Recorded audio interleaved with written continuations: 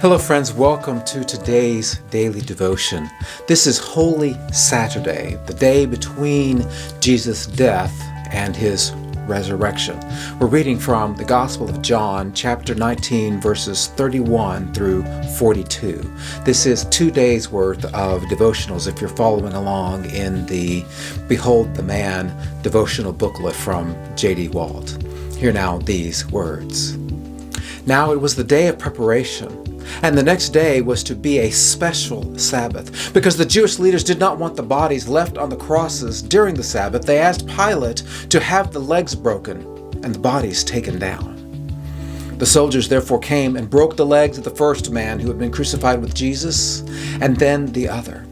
But when they came to Jesus and found that he was already dead, they did not break his legs. Instead, one of the soldiers pierced Jesus' side with a spear, bringing a sudden flow of blood and water.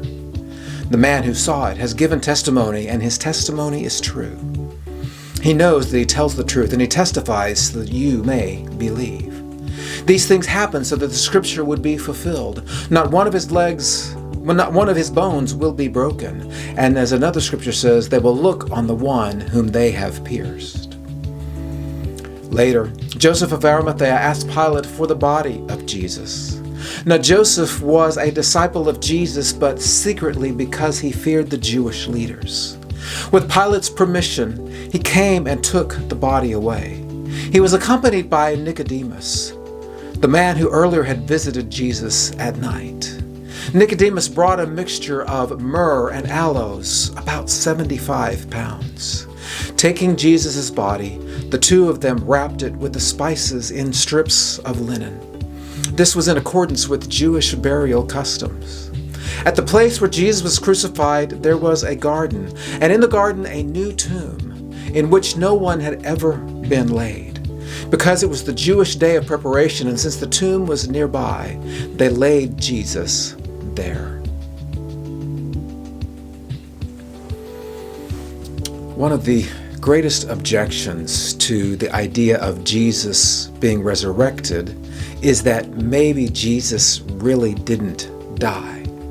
There's something known as the swoon theory, that Jesus swooned on the cross, and that when he was taken down from the cross, he later was revived and able to show up looking as if he had not really died and risen again. And I think John's gospel goes into such explicit detail describing Jesus' death and what happened after to lay to rest this idea that somehow Jesus really didn't die.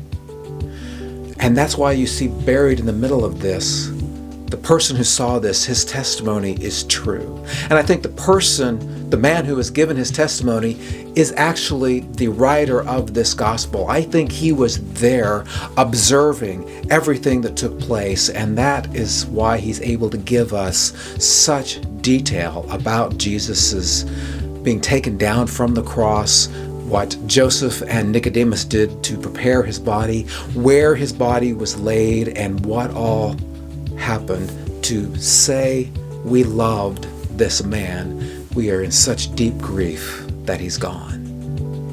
And that's what Holy Saturday is all about, that Jesus is in the tomb and we're waiting for what God will do next.